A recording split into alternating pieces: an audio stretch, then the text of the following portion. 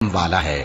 میں اس شہر یعنی مکے کی قسم کھاتا ہوں اور تم اے نبی صلی اللہ علیہ وآلہ وسلم اسی شہر میں تو رہتے ہو، اور سب کے باپ یعنی آدم اور اس کی اولاد کی قسم کہ ہم نے انسان کو محنت و مشقت میں رہنے والا بنایا ہے۔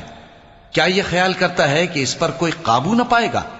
کہتا ہے کہ میں نے بہت سا مال برباد کر دیا، کیا اسے یہ گمان ہے کہ اس کو کسی نے دیکھا نہیں؟